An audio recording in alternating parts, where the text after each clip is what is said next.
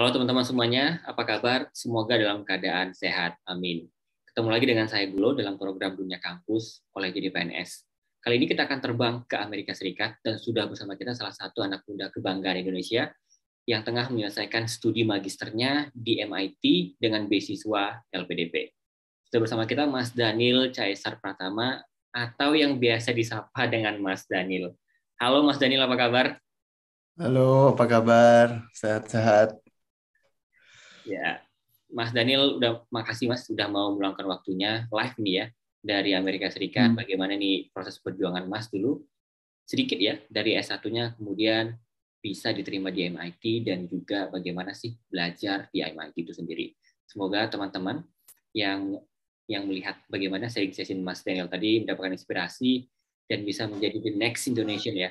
Seperti Mas Daniel bisa merepresentasikan Indonesia di MIT. Amin. Amin. Untuk itu kita persilahkan Mas Daniel untuk mulai sharing session. Oke.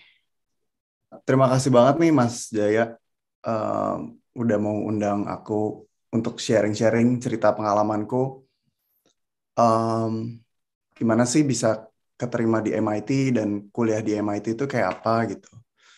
MIT itu apa sih gitu? MIT itu Massachusetts Institute of Technology.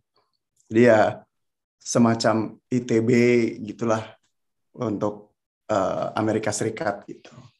Jadi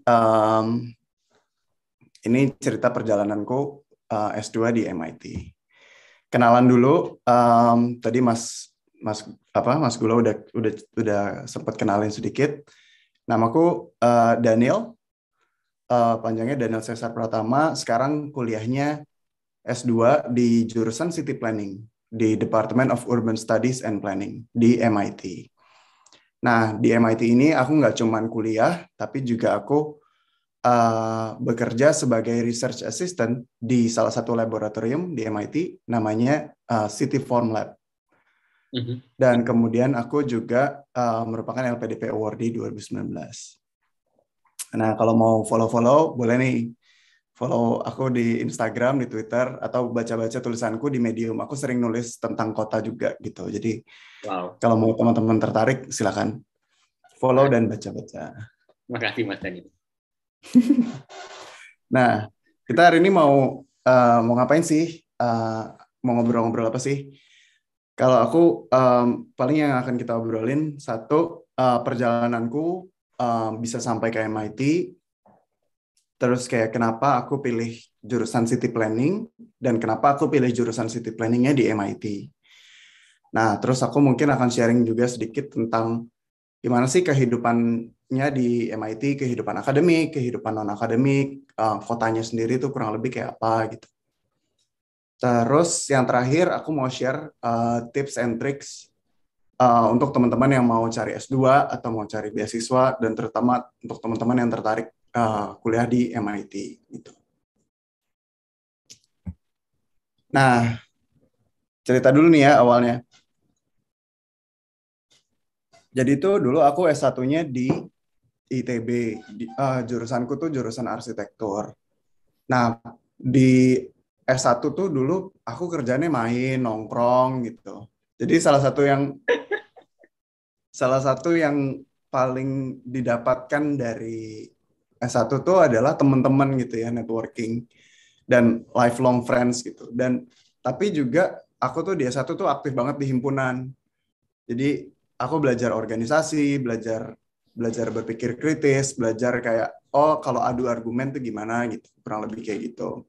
Tapi di saat bersamaan di kampus sendiri secara akademik, aku mulai tumbuh ketertarikan pada arsitektur yang sifatnya publik gitu. Jadi waktu itu aku tugas akhirnya aku ngedesain stasiun. Nah, stasiun ini deket rumahku sih, stasiun Depok Baru gitu ya. Dan aku kayak ngelihat kayak kenapa sih kok angkot tuh semrawut gitu? Kenapa sih dulu naik kereta tuh susah gitu jalan kaki ke menuju stasiun gitu. Dan di situ aku mulai ketertarikan pada bidang public architecture, urbanism, mobility dan walkability gitu. Nah, aku mulai tertarik dengan bidang-bidang arsitektur perkotaan Habis itu aku cari kerja di bidang itu gitu. Dan aku waktu itu kebetulan setelah wisuda ada kantor baru namanya Urban Plus dan mereka cari cari fresh grad gitu ya. Terus aku kerja sebagai junior urban designer lah gitu. Nah aku kerja di kantor ini lama sampai 5 tahun jadi sebenarnya dari wisuda sampai aku 5 tahun kerja habis itu S2 aku nggak pindah-pindah kerja tuh di situ aja.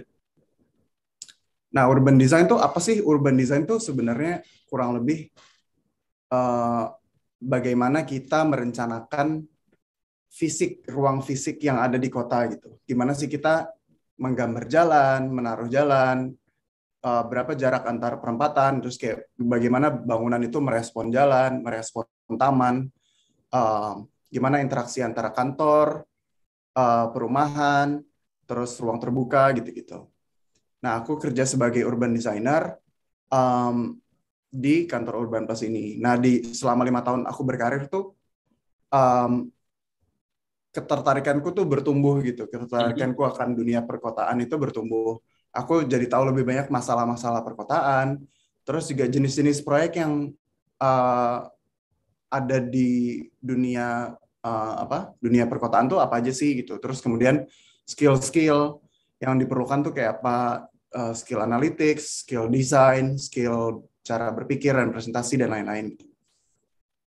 Baik, Jadi Mas. selama 5 tahun tuh aku menumbuhkan ketertarikanku tuh semakin dalam ke dunia ini. Mas Daniel, 5 tahun itu bukan waktu yang sedikit ya untuk bagi seorang anak Kan. muda fresh graduate untuk bertahan di satu perusahaan atau satu kantor. Apa sih yang membuat Mas Daniel itu bisa stick ya dengan perusahaan tersebut atau apa yang diberikan perusahaan itu sehingga Mas Daniel ingin kerja sampai enam? Sebenarnya benar. Yang buat aku stick banget waktu itu adalah mentorship-nya gitu. Bosku tuh maksudnya um, aku look up to my boss gitu. Ada jadi dan mereka memang kayak orang-orang yang punya idealisme dan memang orang-orang yang ahli di bidangnya gitu. Jadi nggak cuman ahli tapi juga ada value yang diajarkan gitu. Dan aku belajar banyak terus gitu. Dan aku merasa kayak tiap tahun aku selalu berprogres sebagai seorang desainer dan sebagai seorang planner gitu. Jadi ya I'm pretty happy with my professional career experience. Makasih Mas Daniel. Mas Daniel, ini kita agak sedikit flashback ya. Sewaktu Mm-hmm. S1 grow interest-nya itu di arsitektur publik. Mm-hmm. Nah, sebelum S1 nih Mas, apa yang menginspirasi Mas Daniel itu kayaknya aku mau ngambil S1-nya arsitektur deh. Waduh, sebenarnya ini agak-agak ini sih, agak-agak. Jadi tuh dulu aku sukanya kan, aku memang suka gambar kan dari dulu. Aku tuh sebenarnya maunya masuknya DKV, Desain Komunikasi Oke, Visual oke. sebenarnya. Jadi sebenarnya target utamanya bukan arsitektur ITB, tapi sebenarnya FSRD, Fakultas Seni Rupa dan Desain gitu. Aku dulu pengennya ke situ sebenarnya. Tapi Emang kan Mas Daniel gambar zaman apa? Gambar anime, gambar... ya macam-macam aja sih, gambar gambar suasana, gambar anime juga kadang-kadang gitu. Oke. Um, jadi dulu maunya masuk FSRD, tapi kan orang tua zaman dulu kan, waduh masa mau jadi seniman gitu. Mau Wah, jadi jadi apa? mau jadi apa gitu. Jadi agak susah. Tapi ya udahlah jadinya aku nego-nego akhirnya ya udah arsitektur kan masih gambar-gambar juga kan maksudnya. Maksudnya SAPPK Sekolah Arsitektur dan Perencanaan Pengembangan Kebijakan, uh, arsitektur nomor 1 terus nomor 2-nya FSRD gitu. Tapi ya udah malah keterimanya di arsitektur FSRD yang nggak keterima ya masa nggak diambil, ya udah diambil aja gitu kan. Jadi sebenarnya agak nyasar juga. Jadi teman-teman kalau salah jurusan nggak apa-apa juga kadang-kadang. Karena dipikir-pikir aku awalnya maunya FSRD. Terus kuliah S1-nya arsitektur. Terus sekarang S2-nya planologi. Jadi kemana-mana gitu sebenarnya. Dan itu nggak apa-apa gitu. Nanti aku cerita lagi deh, banyak banget temanku yang di MIT tuh nggak linear gitu jalan hidupnya. Oke, menarik. Gitu. Lanjut nih ya. Silakan Mas. Nah, aku selama 5 tahun berkarir ini, nah aku tuh nggak cuman kerja 9 to 5 aja. Aku em, biasanya sih, terutama waktu itu awal-awal ya 2016, 2017, 2018 tuh, aku sering banget ikut kompetisi. Jadi kalau di apa namanya, di dunia arsitektur tuh banyak banget sayembara desain kan. Nah aku tuh sering ikut sayembara ini dan sering kalah juga gitu. Tapi ada beberapa lah yang akhirnya nyangkut gitu. Aku waktu itu menang juara satu um, Sinarmas Sinarmas Land yang Architect Awards gitu. Ini tahun 2017. Terus kalau nggak salah tahun 2017 juga ini aku menang sayembara internasional Future Art itu yang ngadain majalah arsitektur internasional di Singapura gitu. Ini sayembaranya kurang lebih biasanya se-Asia Tenggara gitulah. Wow. Dan hadiahnya nggak main-main ya, Mas Daniel ya?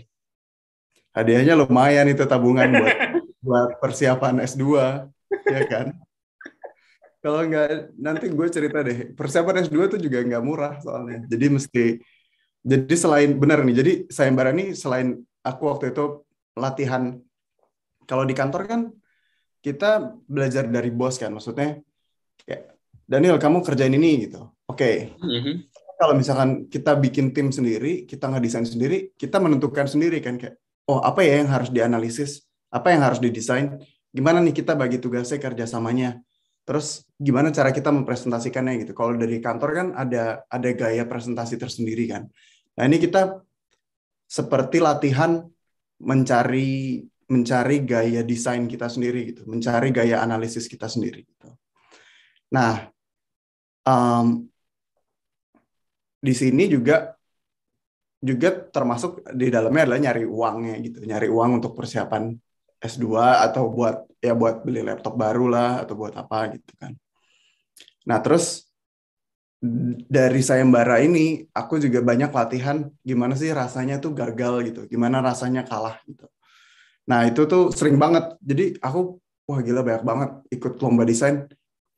Paling dari 15 percobaan tuh yang menang tuh 4 gitu. 4 atau 5 gitu. Jadi banyak merasakan gagal, Mas Daniel ya? Banyak, betul. Lebih Gimana banyak rasanya gagalnya gagal? dibanding apa? Gimana rasanya kalau gagal? Ya, sebenarnya yang paling ini sih apa ya? Kayak gagal tuh karena kalau sayembara arsitektur tuh kan effortnya banyak kan. Maksudnya kayak kita harus bikin gambar banyak. Jadi yang paling yang paling nyesek dari kalah itu adalah opportunity cost-nya gitu. Kayak, Oke. kalau misalkan tahu kalah, gue nggak usah capek-capek deh, gue nggak usah begadang-begadang deh kerja gitu kan. Nyeselnya gitu. Um, Kadang-kadang suka nyesel gitu karena waktu yang itu waktu yang bisa dipakai untuk Netflix, waktu yang bisa dipakai untuk ya kan untuk leyeh-leyeh, untuk rebahan atau untuk apalah gitu yang lainnya gitu. Emang butuh waktu berapa lama, Mas Daniel, untuk ikut satu kompetisi menyelesaikan? Satu kompetisi biasanya kita siapin sebulan 2 bulan lah biasanya. Ya tergantung lah, kadang-kadang kita mepet-mepet juga sih gitu. Um, tapi biasanya sebulan, kurang lebih lah sebulan. Terus paling ya kita bisa ngerjain weekend kan. Maksudnya Mhm. karena ketemu sama orang um, di luar jam kantor gitu kan. Ini kan kita seringnya kita udah di luar kampus kan. Jadi kayak orang punya jadwal kantornya masing-masing. Jadi kayak kita paling cuma bisa ketemu weekend atau malam-malam kalau nggak lembur gitu. Mhm. Gitu sih. Paling itu.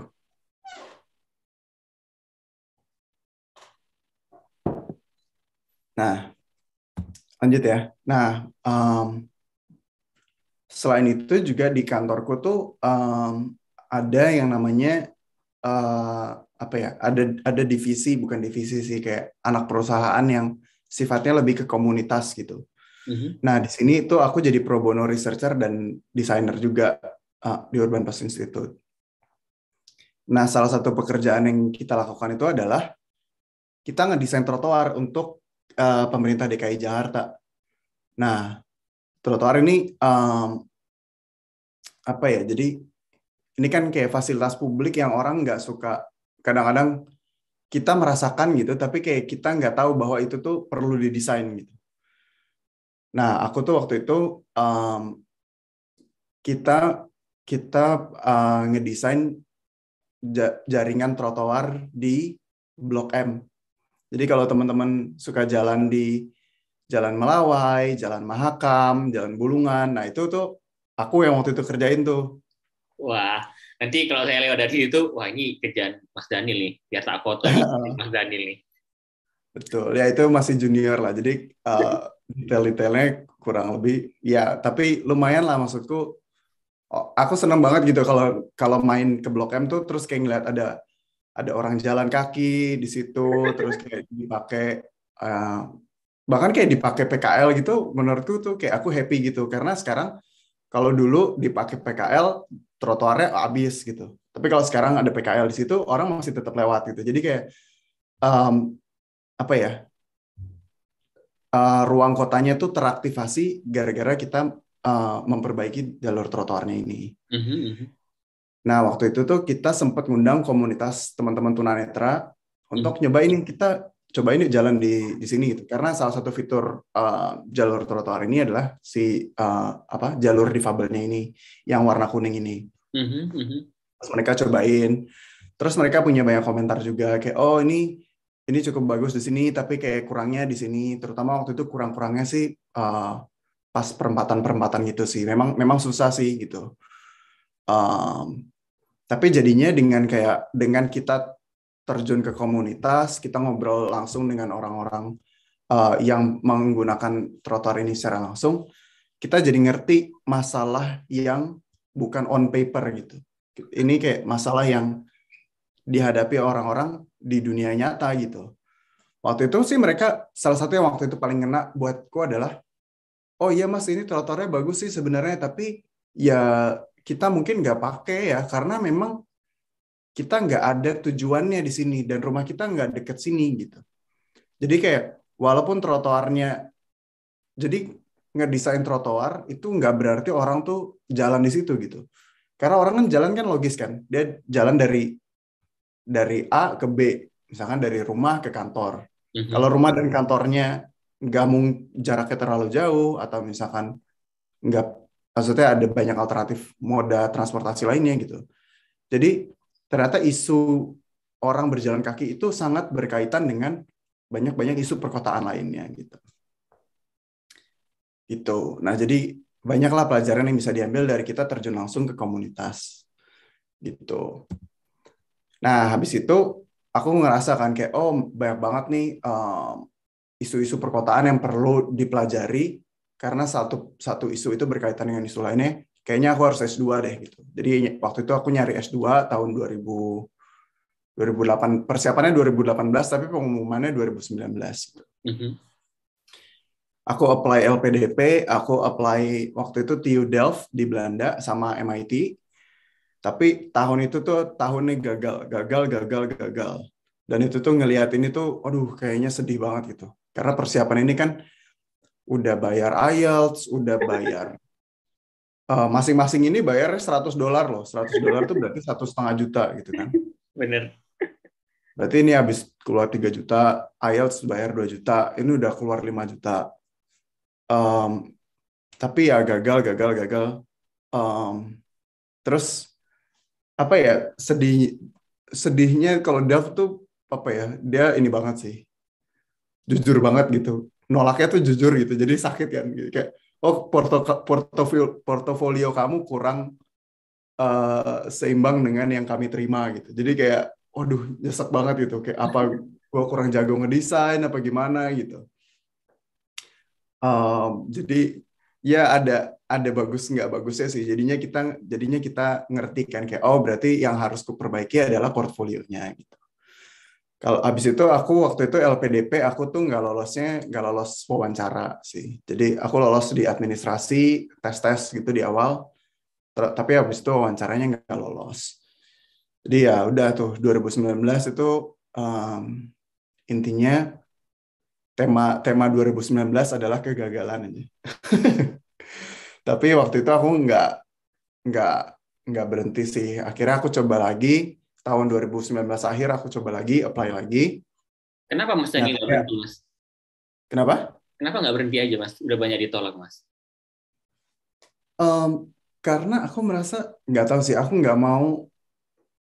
Aku merasa kayak di dunia profesional juga kayak ini perlu. Aku butuh waktu 2 tahun untuk kayak belajar aja gitu, bukan untuk kerja untuk produksi gitu. Karena banyak banget hal-hal yang aku nggak tahu kayak aku ngedesain perumahan, tapi aku nggak ngerti gimana ekonominya real estate itu bekerja gitu. Dan itu tuh nggak bisa aku dapetin dari kuliah gitu, dari kerja. Terus kayak karena aku kerjanya ngedesain, tapi sekarang itu muncul apa namanya, bukan fenomena ya, apa muncul peluang-peluang data urbanism gitu. Jadi kayak banyak banget kan data yang ada di perkotaan yang bisa kita tarik dan bisa kita gunakan untuk menganalisis kota itu sendiri. Tapi karena kerjaanku ngedesain, skopku bukan di situ dan nggak ada peluang situ, aku jadi merasa kayak gue harus belajar ini gitu. Tapi gue nggak bisa belajar hal ini di di kantor gitu. Kalau misalkan hal itu bisa belajar di kantor ya, gue mungkin kayak stay aja di kantor. Tapi ya udah, akhirnya tetap memutuskan kayak pokoknya mau S2 deh, perjuangin terus gitu. Jadinya aku perjuangin terus. Akhirnya tahun 2019 akhir, 2020 akhirnya keterima tuh. Waktu itu aku mati-matian banget lagi deh. Aku ngambil kelas GRE. Habis itu karena um, jadi aku kan tahun sebelumnya aku ngambilnya IELTS. Tapi karena tahun ini tuh aku ganti. Aku mau MIT, Harvard, Cornell, UPenn, UCL. Nah, itu tuh nggak bisa cuman IELTS, tapi harus TOEFL juga. Karena Harvard gitu nggak mau IELTS tuh. Cornell dia nggak mau IELTS. Jadi, aku udah ambil GRE, IELTS, TOEFL, pokoknya semua tes itu segala diambil gitu. Jadi boncos deh pokoknya. Iya, terus ya udah apply apply LPDP lagi. Habis itu apply-nya waktu itu banyak banget tuh MIT, Harvard, Cornell, UPenn, Wow. UPenn tuh Pennsylvania, sama UCL. Nah, habis itu akhirnya tahun 2019 itu diterima, 2019 ya? 2019 ya benar. 2019 diterima, um, LPDP-nya diterima, habis itu keterimanya nggak main-main, keterimanya 3 kampus gitu. Waktu itu seneng banget. Pertama keterimanya Cornell, habis itu, wow Cornell, oke, siap-siap deh persiapan ke Cornell. Nggak tahu keterima MIT, wah itu lebih seneng lagi. Kayak, wah gila, MIT, gila. Ini waktu itu kayak dapat emailnya di kantor gitu, terus kayak sekantor tuh kayak, wah langsung kayak pesan pizza, pesan Gitu. macam-macam deh. Yang bayar siapa? Mas Daniel, pizzanya. Waduh lupa ya waktu itu, tapi saya bener sih kayaknya. Nah terus nggak lama setelah dapat setelah ada pengumuman MIT itu, UCL juga dapat gitu. Jadi ya lumayan lah gitu. Tapi kayaknya aku bakal ambilnya tetap MIT. Nah, terus setelah aku bilang iya ke MIT, iya nih MIT aku mau ambil gitu. Kan kita harus konfirmasi kan. Um, MIT itu baik banget. Jadi um, sebenarnya ya, kalau kampus-kampus gede kayak MIT, Harvard gitu kan uangnya banyak banget ya. Jadi mungkin mereka ngerti juga sih karena kayak COVID gitu kan kayak situasi ekonomi orang kan beda-beda kan. Jadi sebenarnya semua orang, semua angkatanku itu dapat diskon 75% Wow. tuition fee-nya. Jadi kita semua cuma bayar 25%. Oke. Nah, tapi walaupun 25% kan tetap aja mahal ya. Tapi ya udah aku maksudnya karena aku dibayarin LPDP ya udah nggak apa-apa gitu. Tapi LPDP seneng kan jadi kayak oh jadi diskon ya bayarnya gitu. Jadi ya, oke lah gitu. Win-win, win-win semuanya gitu. Nah, terus yang bikin aku seneng lagi adalah MIT itu baik bangetnya. aku nggak cuma keterima sebagai mahasiswa, tapi aku juga keterima sebagai researcher gitu, research assistant. Dan ini tuh peluang kerja yang menurutku kayak wah gila, kapan lagi gitu kerja jadi researcher di MIT gitu. Itu langsung Mas ya, sebagai admitted sebagai student dan researcher juga. Betul, jadi masuk sebagai student dan researcher. Itu Tapi ya, gimana ceritanya Mas? kenapa? Itu gimana ceritanya bisa sampai dapat 2 admission sekaligus? Mas daftar atau bagaimana?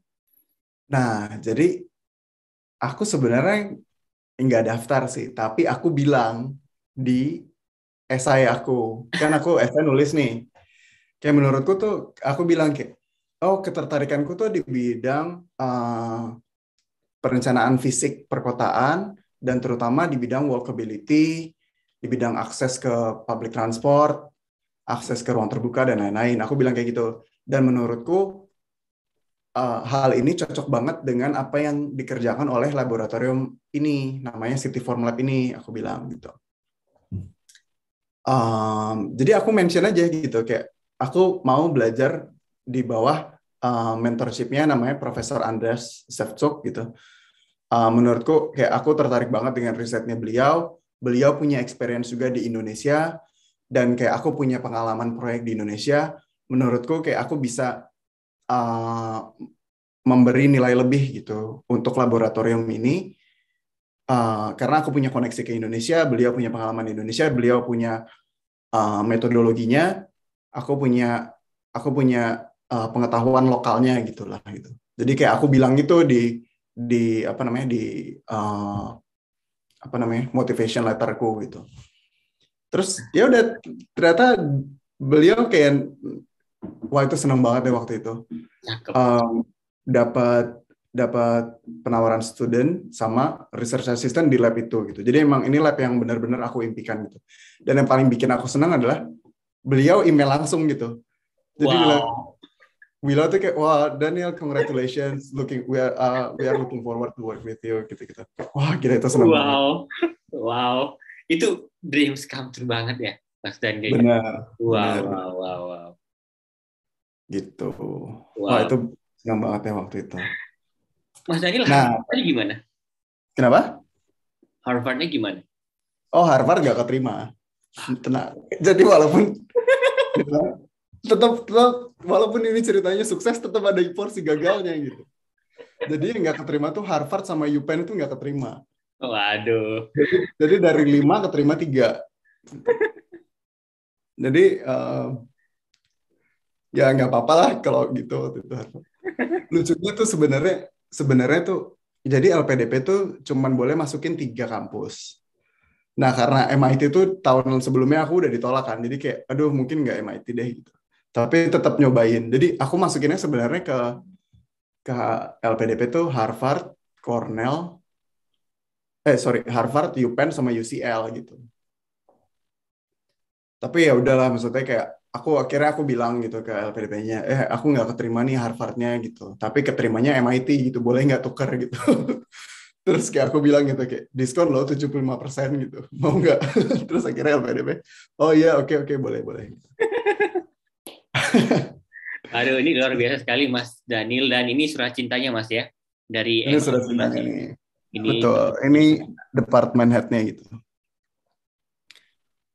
Congratulations, it is with great pleasure that I write to inform you of your admission to the Master in City Planning program in MIT gitu.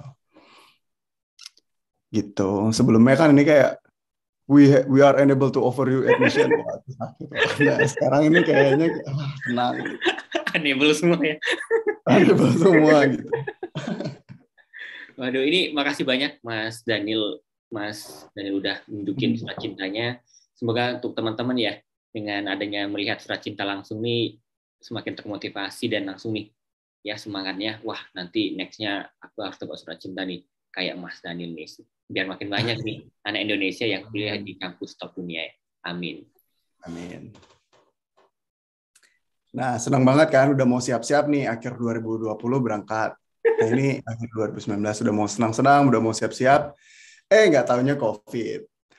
COVID, aduh, kampus-kampus tutup, kalang kabut semua. Jadi mereka waktu itu MIT nawarin mau kuliah online atau mau tunda setahun gitu.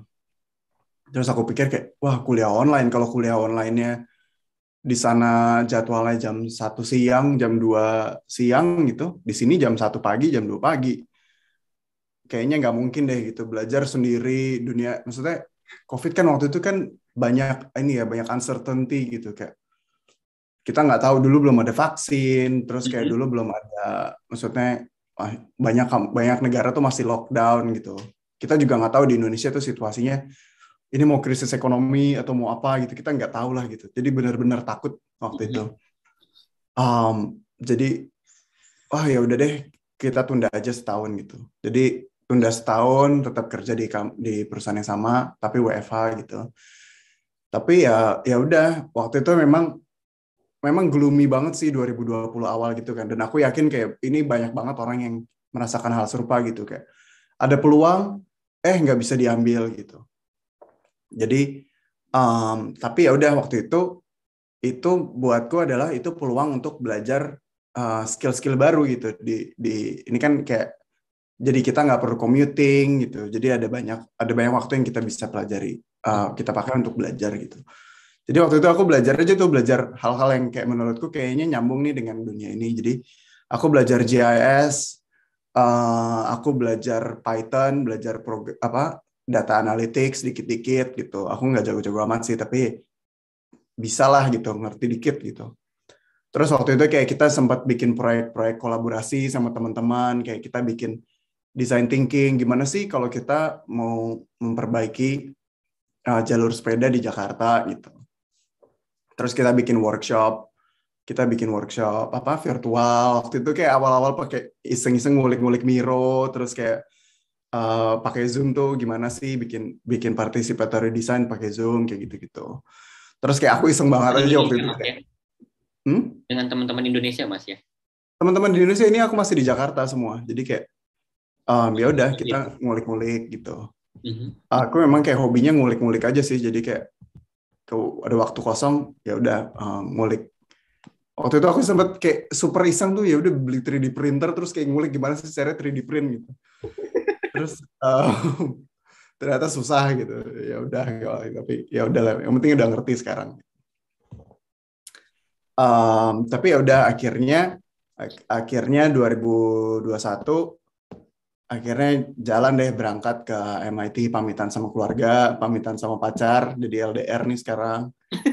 Terus terus akhirnya ya udah bisa foto di depan domnya MIT yang super terkenal itu waktu itu. Wajib ya, Mas, ya?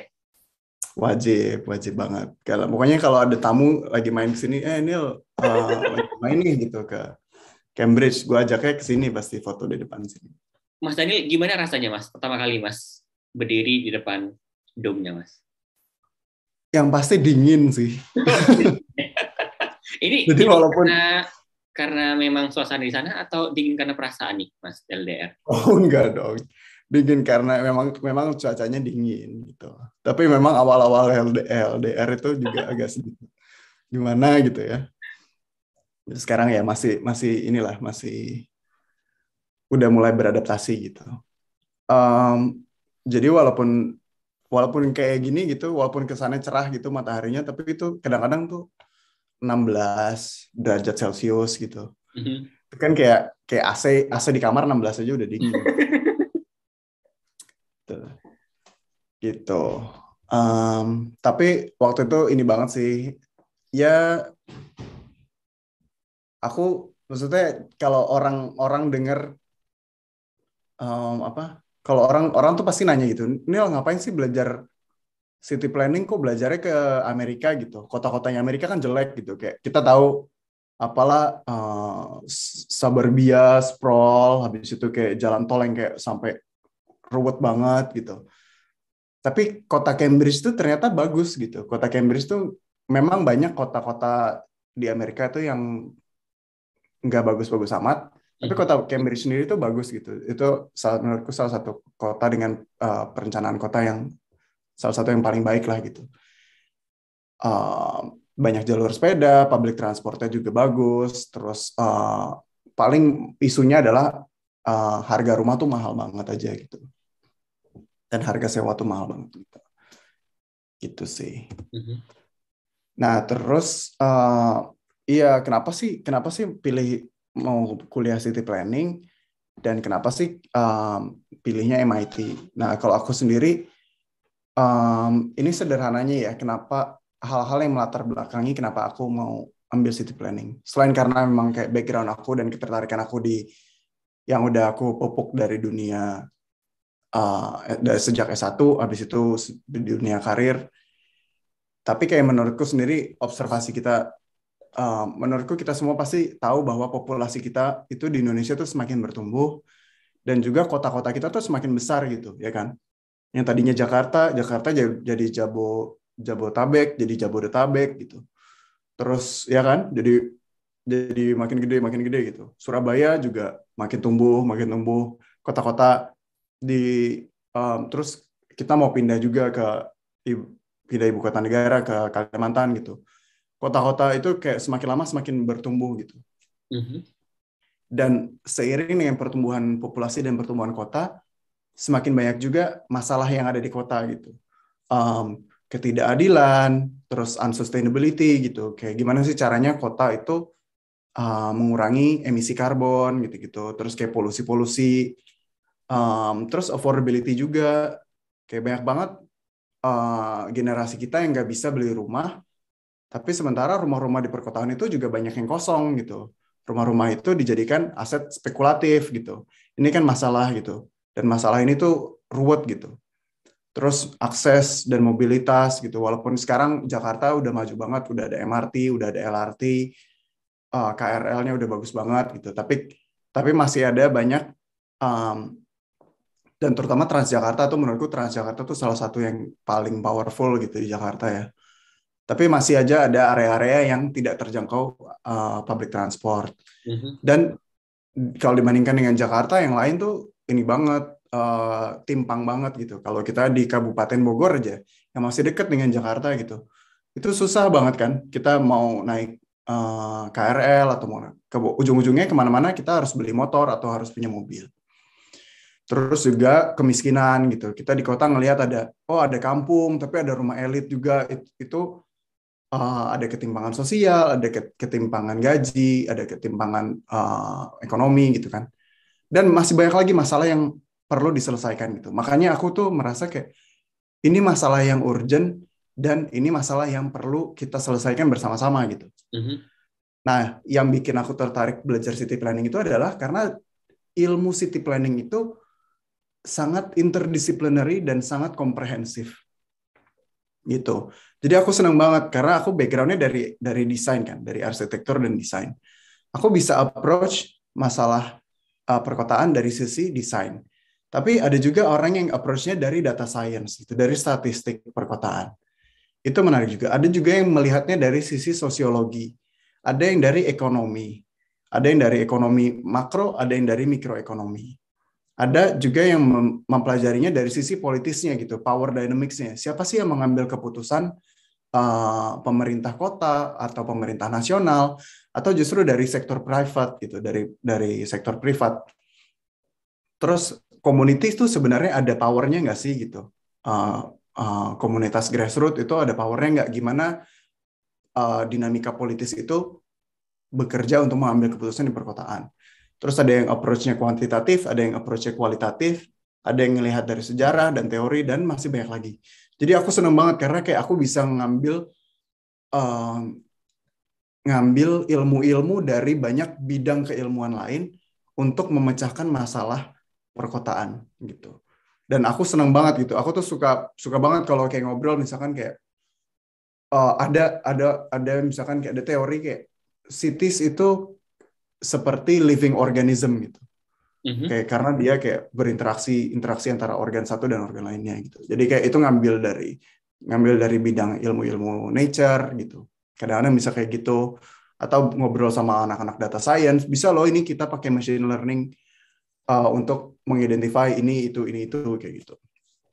Jadi aku senang banget dan kayak kenapa aku ngambilnya di MIT selain karena aku waktu itu memang spesifik, aku memang mau ngambil di MIT karena ada lab yang aku kerja sekarang ini. Tapi ya memang MIT itu dia number one university gitu. Jadi dia secara ranking itu memang MIT itu nomor satu secara ini ya, secara universitas gitu. Dan secara jurusan city planning itu memang topnya itu adalah MIT gitu. Mhm. Jadi menurutku memang ini tempat terbaik di mana aku bisa belajar.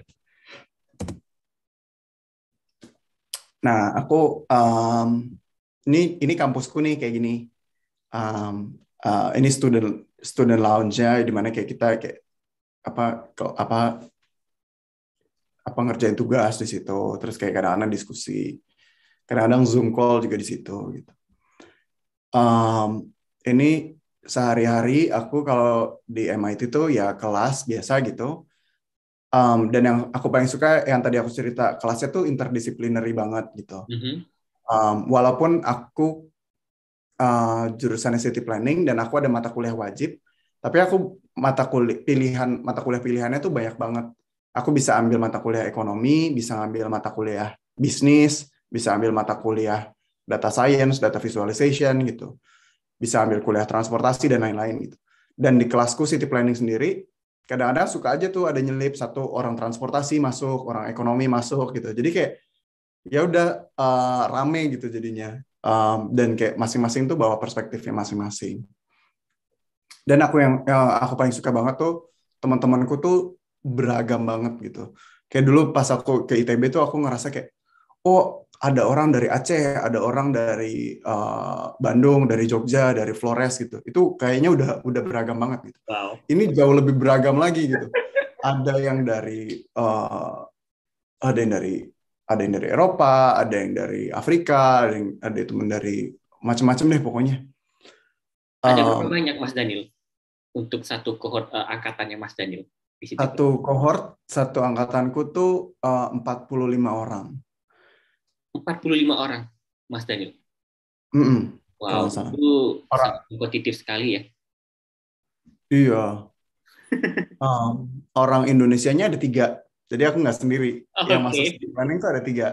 Satu anak Plano ITB juga, satu dulu satunya di Unpar di Parahyangan. Jadi orang Bandung semua, apparently. Sebenarnya di Bandung semua. Terus mau cerita apa lagi ya? Kalau background-nya Mas Daniel yang 40 sekian orang tadi itu kebanyakan mereka yang sudah profesional kan, yang sudah memiliki latar belakang bekerja atau bagaimana Mas? Nah, ini paling seru sih menurutku. Pertama, mungkin hampir sepertiganya itu mahasiswa internasional. Oke. Jadi cukup banyak gitu. Dan yang paling aku suka adalah yang dulu S1-nya city planning itu malah nggak banyak. Jadi yang paling banyak, jadi arsitektur ada cukup banyak. Uh, City planning ada beberapa, tapi nggak juga banyak. Sosiologi ada, uh, ekonomi ada, Mhm. uh, international relations ada, chemical engineering ada. Aku tahu ada orang dari nyasar dari chemical engineering. Tapi dia pendekatannya dari sustainable environmental planning gitu. Jadinya menarik kan? Kayak waste management, cities waste management, habis itu kayak gitu. Terus dari environmental sistem ada, environmental engineering ada yang ada yang udah kerja lama banget jadi uh, transit operator di Mumbai. Transit operator tuh apa? Dia kerja untuk KRL lah gitu. Dia kerja untuk KAI-nya. KAI-nya Mumbai. Dia udah lama kerja di situ. Terus sekarang dia ngambil city planning dan transportation di MIT kayak gitu. Oke, Mas Ada Daniel yang dari maksudnya udah cyber lama security. tuh, maksudnya udah lama tuh 10 tahun lebih sampai 15 tahun begitu Mas Daniel? Jadi memang macam-macam ya. Jadi ada yang udah 10 tahun lebih berkarir, tapi Oke. rata-rata kayaknya mediannya itu di usia 26 tahun, 28 tahun lah gitu. Um, maksudnya adalah ekstrim-ekstrim yang kayak muda banget gitu, dari S1 langsung loncat ke S2 itu ada. Dari yang apa namanya? Yang udah ini banget, udah senior banget juga ada gitu. gitu sih. Jadi beragam banget. Tapi kebanyakan memang sudah pernah berkarir gitu. Mhm. Gitu. Terus aku juga di kampus itu selain kelas juga ada praktikum. Praktikum itu artinya kita kita memecahkan masalah yang langsung ada di kota Cambridge gitu. Jadi kita dikasih satu neighborhood. Uh, aku sekarang ngambil kelas praktikum nama neighborhoodnya East Boston gitu, di Boston Timur gitu. Dia kayak waterfront cities gitu, dan kayak harga rent makin tinggi, terus dia kayak terancam banjir gitu. Nah, masalah dengan kayak gitu, terus kita ngobrol dengan kayak penghuni di situ, kayak gimana sih rasanya menghadapi banjir tahun lalu, terus kayak gimana strateginya, terus kita merancang strategi bareng ke depannya gitu. Nah, terus menurutku budaya yang menarik banget, budaya belajar di MIT itu adalah pertama, kalau ke kelas itu harus sudah baca sebelumnya. Jadi ada bacaan wajib tiap kelas. Jadi kalau kalau nggak baca itu kita nggak bisa diskusi aja, karena kelas itu benar-benar diskusi. Tapi sebelum masuk kelas kita harus sudah baca gitu. Jadi itu yang menurutku beda banget dari dulu kuliah satuku. Nah, terus setelah kita kelas itu di sehari atau 2 hari setelahnya ada yang namanya recitation. Recitation ini budayanya MIT. Jadi kita kayak dari satu kelas, misalkan kelasnya isinya 10 gitu, dibagi jadi 2, 5 orang, 5 orang. Kita belajar dengan teaching assistant-nya. Biasanya anak-anak PhD gitu. Mhm. Dan kita diskusi aja, diskusi membahas kelasnya gitu. Jadi apa ya, kayak kajian lah gitu kalau di himpunan dulu tuh. Kayak gitu. Jadi budayanya kayak gitu. Kelas dan recitation. Habis itu aku juga di MIT itu kan research. Nah, ini nih fotoku di kantor City Form Lab nih di sebelah kiri bawah. Ini bosku nih yang Profesor Andre Sevcuk, ini masih muda banget, tapi Wow. kayak penelitiannya udah ini banget. Publikasinya udah banyak banget. Kayak gitu. Dan juga salah satu yang menarik di MIT adalah mereka juga sangat mempromosikan entrepreneurship gitu. Dan aku ikut namanya inkubator, namanya MIT Sandbox. Jadi aku sekarang kayak lagi ngulik juga salah satu bikin startup gitulah. Dan kayak kita pengen startupku mungkin kita akan mencoba membahas masalah isu housing affordability. Jadi kayak gimana cara bikin membuat orang lebih banyak untuk bisa mengakses rumah. Menarik sekali ya Mas Daniel ya, terkenal dengan akan tekniknya gitu ya, tapi MIT juga mempromosikan kewirausahaan ya, entrepreneurship untuk mahasiswa. Betul. Nah, ini kan akademiknya ya, dan apa sih yang dipelajari gitu? Ini kanvasnya nih. Jadi setiap kita kuliah itu semua mata kuliah itu ada di kanvas, dan di situ ada deadline, ada silabus, ada materi reading materials gitu-gitu. Nilai juga Mas Daniel? Nilai juga ada gitu. Tapi MIT ngasih nilainya baik banget kok. Jadi gampang banget dapat nilai A di MIT, sumpah. Gue juga shock kayaknya kayak kalau ngobrol sama orang. Kalau dulu kan di ITB tuh susah gitu. Dulu di ITB kita punya istilahnya sarip. Jadi kita nggak boleh nanya suku, agama, ras, IP. Itu tidak boleh ditanya. Suku agama ras Tapi IP. sarip jadi. Nah, kalau di MIT tuh hampir semua orang IP-nya 4 gitu, tapi di sini skalanya 5. Jadi hampir semua orang tuh IP-nya 5. Jadi ya udahlah, kayak lu nilainya A. Gue nggak A sih, tapi gue A minus gitu. Tapi kayak ya udah dihitungnya tetap A gitu. Jadi ya mereka sangat baik aja sih dengan nilai-nilai. Lebih susah Mungkin lebih susah dapat A di Indonesia Mas daripada di MIT ya. menurutku sih.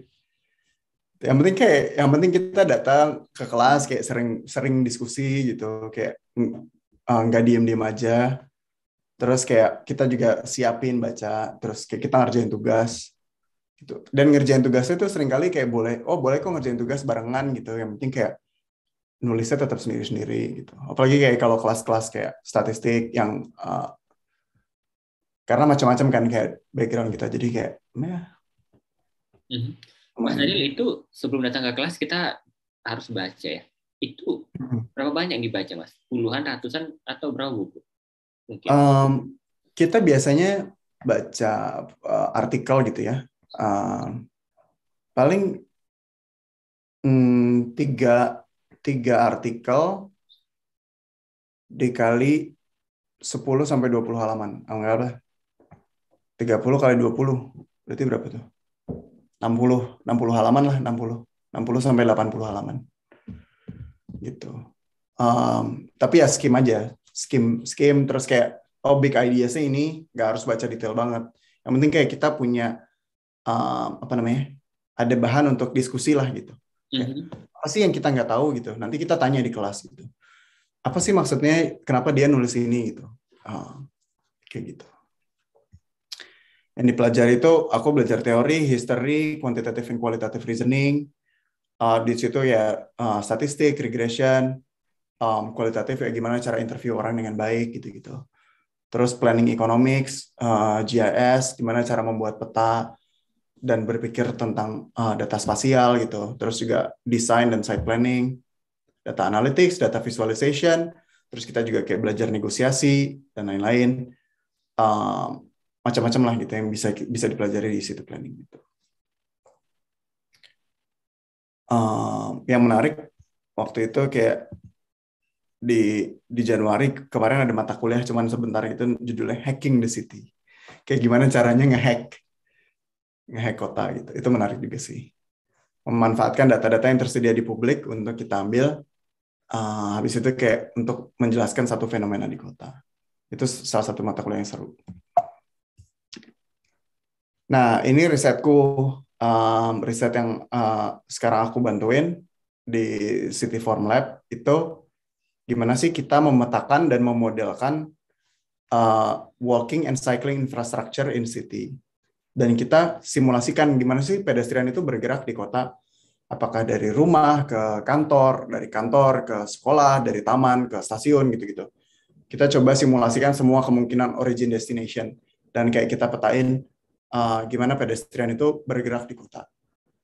Nah, terus juga kita bisa memprediksi kemudian bangunan mana sih yang highly accessible atau jalan mana sih yang highly accessible atau yang sebaliknya yang lacking pedestrian access.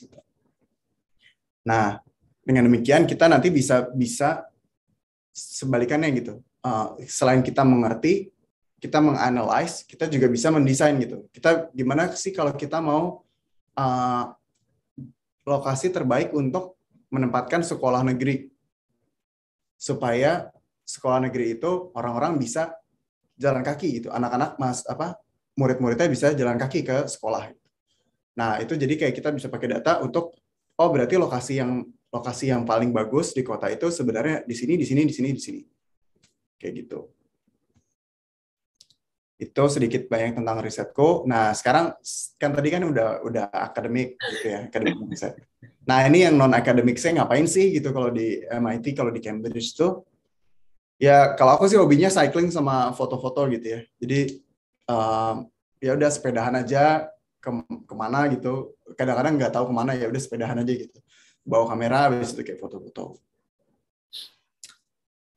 Terus di MIT itu cukup banyak orang Indonesianya. Jadi kayak ada komunitasnya namanya Association of Indonesian at MIT gitu. Indonesian Student at MIT. Semacam permiasnya gitulah. Oke. Kalau sekarang ada berapaan, Mas? Anak teman-teman Indonesia di sana, Mas, MIT. Waduh, ada berapa ini? Gue hitung dulu nih. 1, 2, 3, 4, 5, 6, 7, 8, 9. Ya, 20-an lah. 20 sampai 30-an. Lumayan, Mas ya. Tapi itu lumayan banyak sih menurutku. Dan kayaknya ini jadi semakin banyak orang Indonesia dari tahun ke tahun gitu. Wah. Dan salah satu kontribusi terbesarnya adalah karena LPDP. Tadinya kan memang mahal banget kan. Tapi karena makin banyak beasiswa, makin aksesibel, dan sebagian besar orang yang keterima di MIT sekarang tuh LPDP gitu. Jadi banyak banget yang S2, S3 juga banyak. S1 ada beberapa. Oh, dua anak S1 tuh pinter-pinter banget. Pokoknya kalau S1 bisa keterima di MIT tuh benar-benar pinter banget nih. Biasanya kayak Oke. pemenang Olimpiade matematika emas gitulah biasanya. Ada 2 orang dari Malang sama dari mana gitu. Terus biasanya kita hiking, waktu itu nih kita anak-anak MCP, anak-anak city planning pada hiking, kita retreat, kita sewa kabin gitu di dekat dekat danau gitu, kita sewa kabin, terus makan-makan, masak-masak, Wow.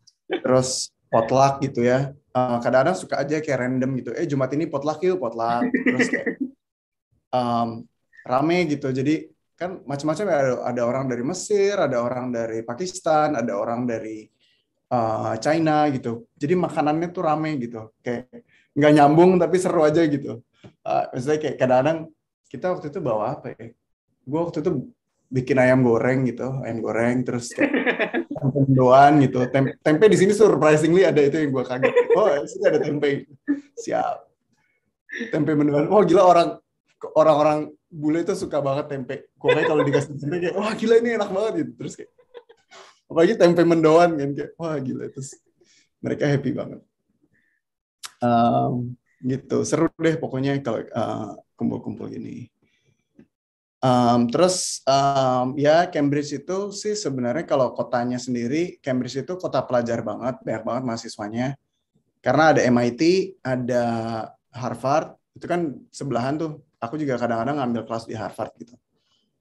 MIT, Harvard, habis itu ada Boston University, ada Tufts University, kampus-kampus bagus tuh ada di Boston, Cambridge area.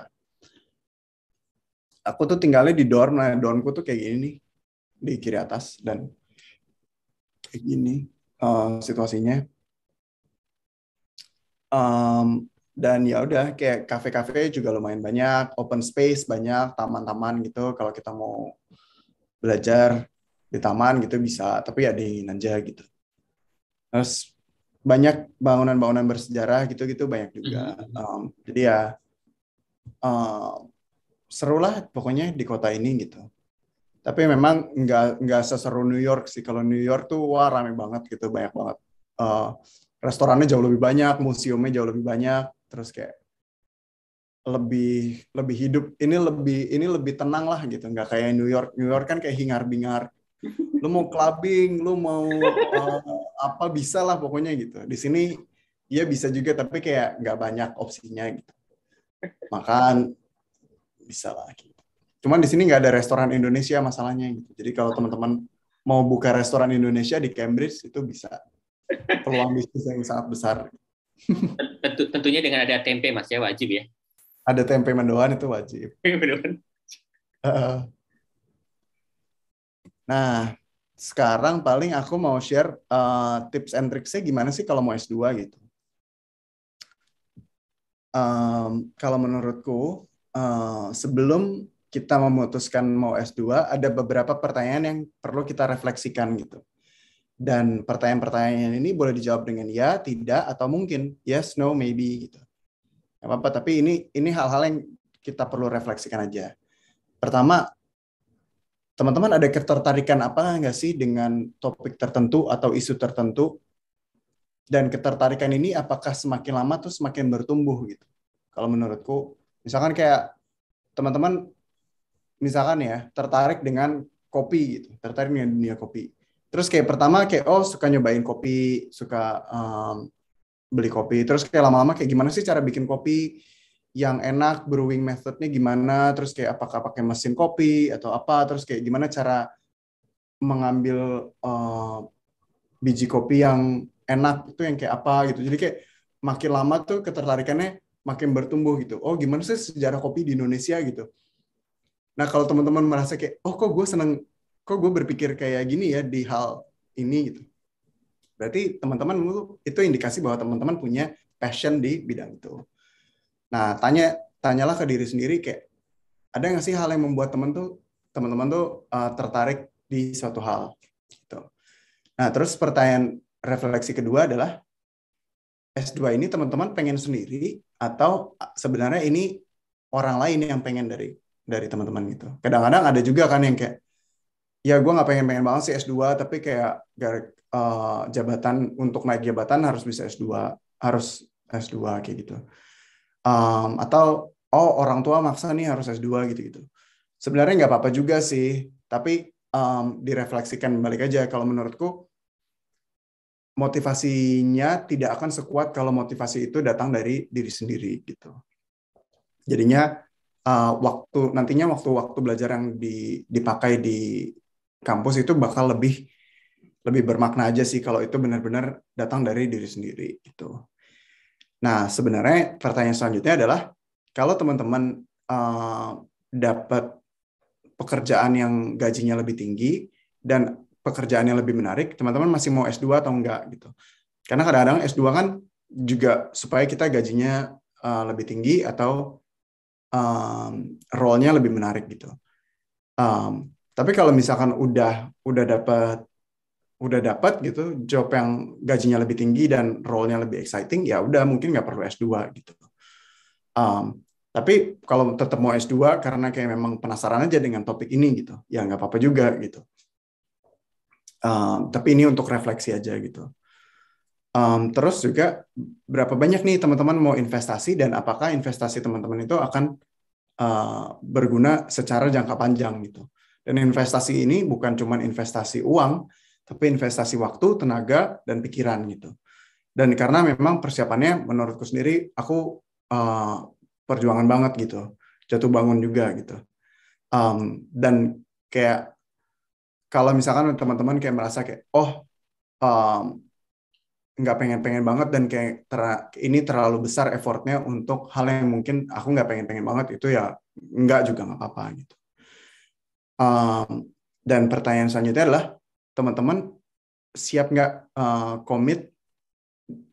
fully commit yourself gitu, komitmen untuk menyelesaikan degree-nya gitu dengan everything else going on in your life gitu. Karena S2 itu hanya satu dimensi dari kehidupan kita kan gitu. Mungkin kita mungkin beberapa dari kita harus kayak membiayai adik kuliah atau merawat orang tua yang sakit atau misalkan kayak deal with mental health issues gitu. Hal itu tuh nggak apa-apa dan sangat wajar, dan banyak dari kita hal yang mengalami hal itu, tapi asal kita aware aja gitu. Apakah dengan banyak dimensi kehidupan kita, S2 ini menjadi satu tambahan dimensi gitu. Apakah ini itu cocok gitu dengan apa yang kita inginkan gitu, dan apa kehidupan kita saat ini tuh kayak apa. Bukan tidak mungkin, dan menurutku sangat mungkin gitu. Kita kayak aku kenal ada orang-orang yang kayak sambil biayain adiknya kuliah, tapi sambil kerja, sambil S2, sambil kerja. Itu ada aja orang yang kayak gitu. Tapi kita harus aware dan kita harus manage energi kita gitu. Jangan sampai kita juga burn out, jangan sampai kitanya juga stres gitu. Nah, dengan berkaitan dengan stres, apakah kita punya support system yang akan mendukung kita sampai kita beres S2-nya atau sampai kita nanti berkarir lagi gitu.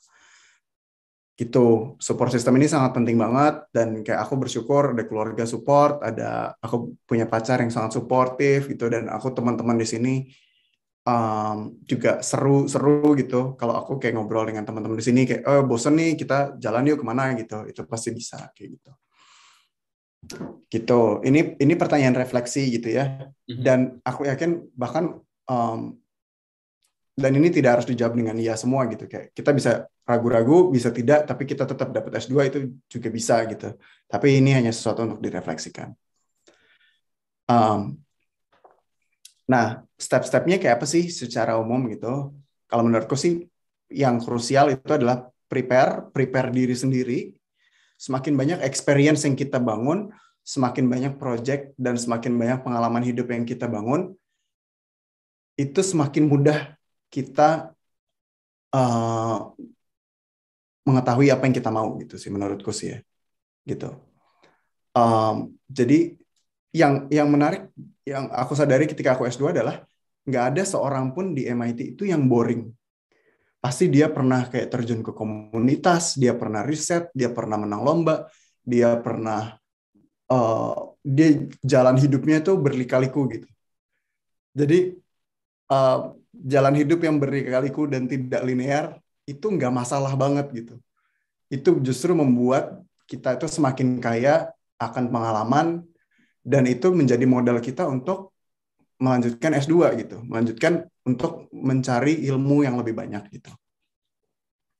Jadi itu yang harus di-prepare, cari tahu ketertarikannya, cari pengalaman, build portfolio gitu. Terus juga jalin relasi dengan superior, jalin relasi dengan bos kita, jalin relasi dengan dosen-dosen kita gitu. Karena ujung-ujungnya nanti kalau kita mau S2, kita harus minta surat rekomendasi gitu. Kalau kita gontok-gontokan sama senior, sama dosen gitu, wah nanti agak susah gitu. Minta surat rekomendasinya. Terus juga termasuk juga siapin uang gitu. Karena memang kadang-kadang itu juga hal yang membuat orang kayak, oh gue orangnya pinter, pengalamannya bagus, tapi dia nggak punya uang untuk siapin S2 gitu. Dia nggak punya uang, nggak punya waktu, kayak gitu-gitu. Itu kadang-kadang jadi barrier juga untuk orang bisa studi lanjut. Gitu. Terus yang menurutku yang sulit adalah memilih jurusannya. Memilih jurusan itu bisa berdasarkan kampusnya. Oh, aku suka jurusan ini karena kampus ini tuh oke banget di bidang ini. Gitu. Atau aku mau belajar satu subjek khusus gitu, yang cuman ada di kampus ini. Itu bisa juga kayak gitu. Atau aku mau ngikut dosen ini nih, dosen ini adanya cuman di kampus ini, dan aku spesifik mau ngejar dosen ini. Gitu. Itu bisa juga. Atau aku mau belajar hal yang dengan metodologi khusus ini. Gitu. Itu bisa juga kayak metodologi ini itu memang paling bagus dipelajari di kampus ini. Itu bisa juga. Atau based on certifications gitu. Kadang-kadang kita butuh kayak untuk karir lanjutan, aku butuh cari kampus yang mengeluarkan sertifikasi A, B, C gitu. Itu bisa juga. Jadi ini beberapa opsi yang teman-teman bisa pertimbangkan ketika memilih jurusan. Nah, habis itu yang menurutku juga berat adalah persiapan baru proses admission-nya kampus sama proses cari beasiswanya gitu. Karena ini paralel biasanya timeline-nya. Dan ini memakan energi paling banyak gitu. Administrasi, TOEFL, IELTS, dan GRE test. Mungkin teman-teman ada yang harus GMAT, terus minta surat rekomendasi, menuliskan statement of purpose. Statement of purpose ini harus merupakan karya tulis. Saat teman-teman menulis statement of purpose, itu adalah harus karya tulis terbaik teman-teman yang merefleksikan pengalaman hidup, merefleksikan pemahaman akademik, dan merefleksikan keselarasan apa yang teman-teman bawa dengan kampus yang dituju. Gitu. Jadi itu tuh benar-benar harus revisi, tanya dengan teman ini udah bagus belum gitu. Itu banyak banget energi yang harus dipusatkan di statement of purpose. Masuk juga CV, resume, dan portfolio kalau kadang-kadang diminta portfolio. Mas Daniel? Ya, ini statement of purpose ini kan kita kan istilahnya jual diri, Mas ya. Jual diri, betul. Ya, karena kadang kan Indonesia kan tidak terbiasa ya, Mas ya, menjual diri karena mungkin dianggap sombong. Kalau dari Mas Daniel sendiri, bagaimana Mas Daniel menjual diri ke kampus dan boleh di-spill nggak, Mas? Apa yang Mas jual? Karena boleh. Kampusnya kampus top. Iya, benar banget. Dan kita menurutku bukan sombong, tapi kayak kita harus clear apa nilai tambah yang bisa kita bawa ke kampus gitu. Ya kan? Apa pengalaman hidup kita yang unik dan apa pengalaman kerja kita yang unik yang bisa kita bawa ke kampus dan kenapa pengalaman kita itu cocok dan align dengan kampus gitu. Nah, pengalaman yang aku bawa waktu itu adalah aku kerja sebagai desainer gitu. Aku waktu itu pernah terjun ke komunitas ngerjain trotoar dan aku ngerti bahwa kayak pekerjaan trotoar itu ternyata walaupun pekerjaan simple tapi dia berkaitan dengan banyak hal kayak gitu. Terus aku ngerjain master plan kota baru, itu pekerjaan besar tapi juga kadang-kadang nggak ideal juga selama prosesnya gitu. Aku ngerti pengalaman proyekku, terus dan aku kaitkan dengan pemahaman multidisciplinary ini dan pengalaman learning by doing yang aku hadapi selama terjun ke komunitas dan berpraktis secara profesional, aku merasa masih kurang pemahamannya, dan aku merasa MIT itu bisa mengisi kekurangan itu gitu. Dan kekurangannya yang aku nggak punya waktu itu adalah pemahaman komprehensif tentang kota dan bagaimana interaksi multidisiplin itu berpengaruh terhadap kota itu. Dan aku bilang kayak aku spesifik mau, menurutku pengalaman hidupku tuh align banget kalau aku belajar dari profesor ini di lab ini gitu. Jadi kayak harus menyelaraskan apa yang kita bawa dengan apa yang kampus waktu itu lagi tertarik gitu. Dan juga yang yang kampus tanya itu adalah apakah kamu orang yang tepat untuk belajar di sini gitu kan. Jadi memang ya udah, aku cerita aja dengan kayak aku udah pernah menang sayembara gitu, dengan ada orang yang kayak cerita kayak, oh aku udah pernah jadi homeless gitu, udah pernah ngerasain gimana rasanya jadi homeless gitu. Dan itu tuh pengalaman yang menarik gitu, karena kayak dia udah tahu rasanya kayak gitu, dan dia sekarang belajar, dia kayak dari segala macam perjalanan hidupnya dia bangkit, terus dia mau S2 gitu, dia mau menyelesaikan masalah homelessness issue ini gitu. Dan itu tuh menurutku tuh kayak berharga banget gitu. Kadang-kadang kita nggak nyangka aja gitu, kayak oh ini orangnya kayaknya keren gitu sekarang kayak dan pinter banget, kayak ternyata jalan hidupnya dia kayak oh dia pernah kayak tidur di jalan gitu. Itu hebat banget kayak gitu. Wow. Jadi memang yang perlu banget itu adalah kita perlu jual diri, kita perlu sombong, tapi nggak cuma sombong, prestasi-prestasi kita dan pengalaman-pengalaman hidup kita itu harus sesuai dengan kenapa kita mau S2 dan kenapa S2-nya di situ dan kenapa kita adalah orang yang cocok untuk S2 di situ. Gitu. Jadi kayak harus benar-benar cocok, dan itu tuh susah banget nyari kecocokannya. Gitu. Kadang kayak sebenarnya ini kampus ini menarik sih, gue pengen aja sih kotanya seru gitu, misalnya kayak gue pengen kuliah di London, tapi sebenarnya kayak jurusannya nggak pas-pas banget sih sama apa yang gue mau gitu. Nah itu kadang-kadang susah gitu ya, kadang-kadang kompromi gitu. Dan jadinya juga kadang-kadang nggak semua prestasi kita nih kayak oh gue udah menang nih sayembara, gue waktu itu pernah menang sayembara desain restoran gitu, tapi nggak nyambung kan gitu, kayak ngapain gue tulis juara nasional sayembara desain restoran gitu, tapi nggak nyambung gitu. Jadi nggak penting juga gitu. Kita jual diri, tapi apa yang harus dijual itu juga harus cocok gitu. Gitu sih. Makasih Mas Tani. Nah, dan kadang-kadang ini bolak-balik, nggak linear gitu kan. Seperti perjalanan yang tadi aku cerita di awal, kadang gagal gitu pas uni admission prosesnya. Ada teman-teman yang kayak, oh beasiswanya dapat, kampusnya nggak dapat. Oh kampusnya dapat, beasiswanya nggak dapat gitu. Jadi ini adalah proses iteratif bolak-balik gitu. Jadi jangan takut, kegagalan itu adalah bagian dari proses, dan ya udah dijalanin aja gitu. Nah ini terakhir banget, tips terakhir dari aku, esai dan kalau ada interview itu penting banget, tapi susah banget bikin esai yang bagus kalau memang jalan hidup kita itu juga nggak menarik gitu. Ya kan? Wah mau nulis nih, mau daftar S2, tapi mau nulis apa ya gitu, kayak proyeknya nggak banyak, terus pengalaman nggak pernah terjun ke komunitas, nggak pernah bantuin dosen riset, nggak pernah ikut lomba gitu. Jadi mau nulis apa dong gitu, susah kan? Jadi kayak esai yang bagus itu adalah refleksi bahwa kamu juga orang yang menarik gitu, ya kan?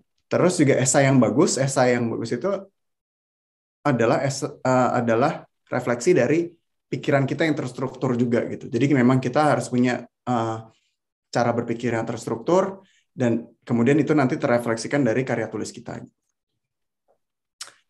Dan ini yang tadi aku udah bilang, punya intensi yang sangat jelas, spesifik subjek apa sih yang mau kamu pelajari, kenapa di universitas tersebut, dan juga apa sih kira-kira rencananya nanti setelah kita wisuda. Gitu. Nah, ini yang tadi aku bilang kan, jangan cuman sombong doang, jangan cuman sombong proyek kita dan achievement kita, tapi itu harus ditarik benang merahnya. Kenapa proyek dan pengalaman hidup kita dan achievement kita itu membuat kita cocok untuk S2 atau S3 kayak gitu. Terus selalu cek material kita yang akan kita kirim itu jangan kayak, oh, gue udah tulis pokoknya ini menurut kita udah paling keren lah tulisan kita gitu. Tapi nggak pernah dicek ke orang lain gitu. Minta orang lain baca dan minta mereka koreksi kalau menurut mereka ini maksudnya apa sih paragraf ini maksudnya apa sih sentence ini. Dan menurutku tuh paling bagus adalah kita ngecek dengan satu orang yang memang di bidangnya. Misalkan aku di bidang city planning, aku cek dengan teman-temanku yang udah seniorku yang udah kuliah city planning. Terus juga someone that is not in your field, orang lain nih yang awam gitu. Ini untuk karena kadang-kadang kita suka jelimet gitu. Dan jelimet itu orang juga males gitu kan bacanya. Walaupun kayak profesional yang baca atau akademik yang baca juga males gitu bacanya. Jadi ketika kita kasih ke orang yang nggak di bidang kita, tapi mereka juga mengerti, itu berarti esai kamu bagus banget. Gitu. Juga cek dengan orang yang emang jago banget aja bahasa Inggrisnya gitu. Untuk mereka kayak ngecek grammar, atau kayak mereka ngecek kayak sentence structure, dan lain-lain. Kayak gitu. Terus juga, kenapa? Ya, ini kan kita minta bantu ya Mas ya sama orang untuk review.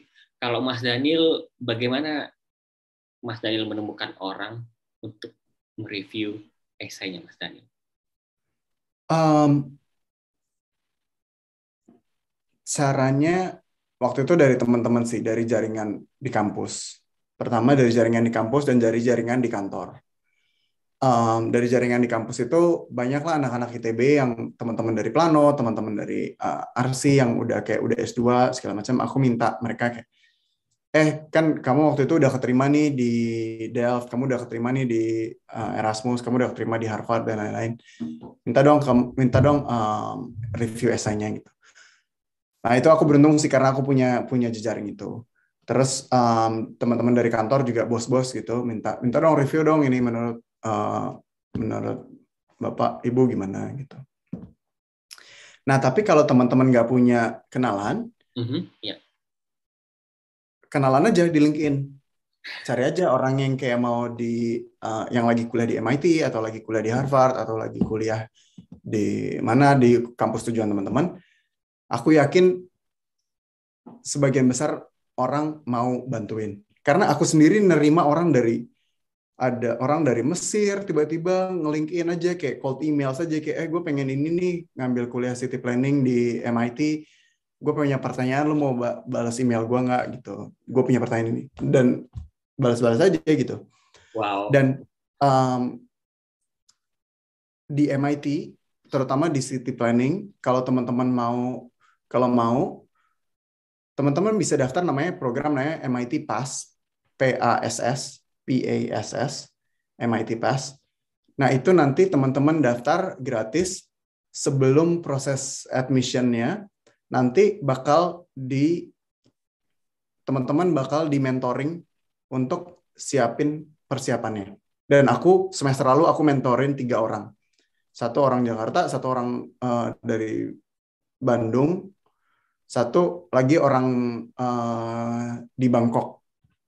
Aku mentorin 3 orang. Aku nge-review esainya mereka gitu. Dan ini gratis, teman-teman boleh apply tiap semester biasanya ada.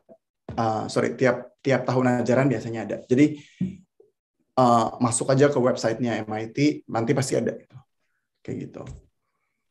Terus pesanku juga never underestimate.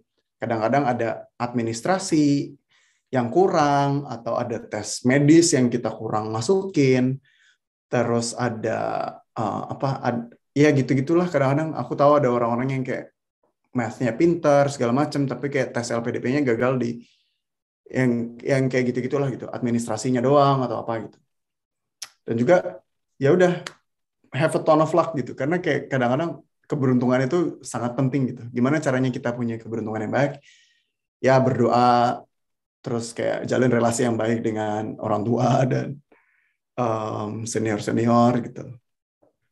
Karena kita nggak pernah tahu lah gitu. Ada orang banyak banget orang pinter di dunia ini, banyak banget orang yang berpotensi di dunia ini, tapi ya simply kurang beruntung aja gitu.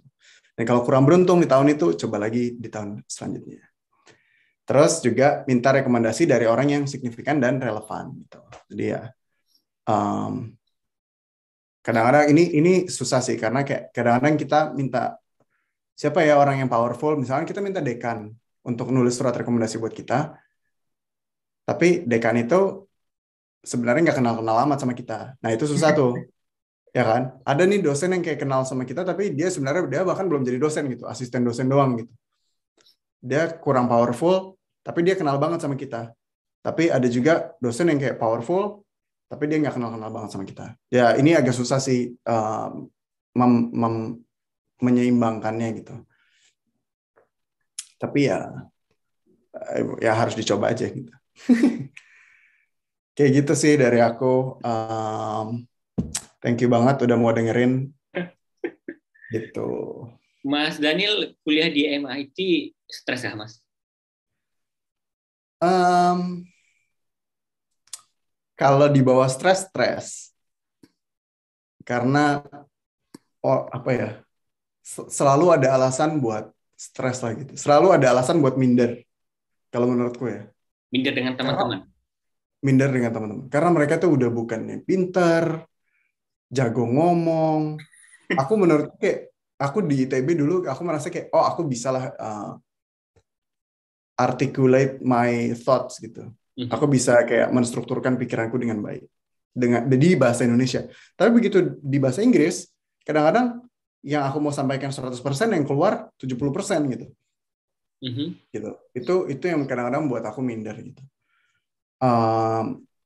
Dan orang-orang di sana tuh kayak latar belakang hidupnya tuh berbagai macam, yang jatuh bangun kehidupannya macam-macam, pinter banget, terus juga jago ngomong, terus orangnya baik kayak gitu. Jadi kayak minder kan, kayak wah gila nih orang nggak ada kurangnya apa gitu. Terus tapi ya menurutku sih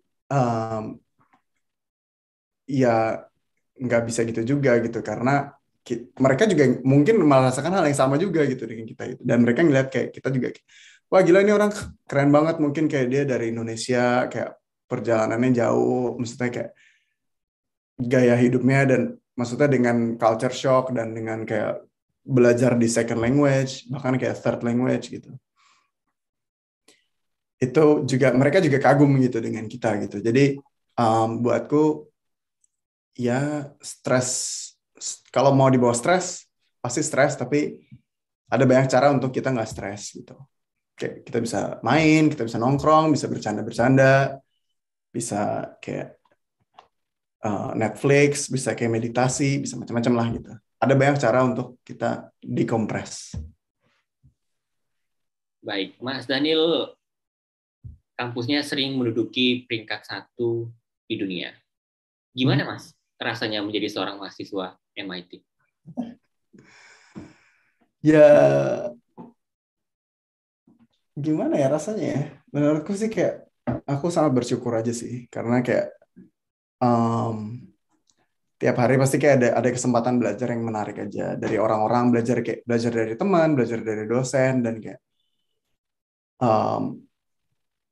bahkan belajar dari kayak interaksi sosial sehari-hari. Itu menurutku tuh kayak apa ya, di sini tuh kayak suasananya tuh sangat mendukung buat kita. Jadi kayak selalu ada alasan untuk minder, tapi juga selalu ada alasan untuk terinspirasi gitu. Ya kan? Kayak main aja ke library, pasti kayak ada orang lagi diskusi kayak apa gitu, kayak gue nggak ngerti, kayak sensor untuk mendeteksi DNA apa, gue nggak ngerti lah, teman-teman bioengineering itu. Dan ada orang yang kayak di lab itu kayak literally mencari cara untuk menyembuhkan kanker gitu. Kayak gila, itu keren banget kan gitu kayak. Dan kayak apalah gue kayak gue belajar city planning, belajar kayak gambar-gambar gitu. Tapi mereka juga ngelihat kita juga sama gitu, kayak oh gila orang ini kayak berusaha memecahkan masalah real yang ada di perkotaan gitu. Apakah banjir, polusi, kemacetan dan lain-lain gitu. Jadi kita melihat mereka keren, mereka juga ngeliat kita juga keren gitu. Tapi kayak kita melihat diri kita minder gitu. Nah itu yang salah gitu menurut gue kadang-kadang. Tapi ya aku juga masih belajar sih, kadang-kadang masih aja tetap minder gitu. Ada orangnya kayak, jadi ada satu neighborhood jadi di timurnya MIT itu deket banget sama perusahaan-perusahaan biotech, Pfizer, Moderna, Mhm. itu di situ. Dan yang bikin vaksin yang menyelamatkan dunia itu ya di sini gitu, di neighborhood ini gitu. Gue tuh kayak kadang-kadang gue nongkrong ngopi di situ kayak, gila ini satu blok gitu ya, satu RT lah bayangannya. Satu RT ini isinya orang-orang paling jenius di dunia gitu. Gue tuh kadang-kadang mikir kayak gitu. Dan itu tuh benar-benar kayak, oh gila. Benar-benar bikin kita tuh humble gitu lah. Istilahnya gitu. Ya gitu sih perasaannya kalau kuliah di sini menurutku. Baik, makasih banyak Mas Daniel. Dan yang terakhir nih, Mhm. apa harapan seorang Daniel Caesar Pratama untuk Indonesia yang lebih baik? Waduh, pertanyaannya berat ya. Um, harapanku,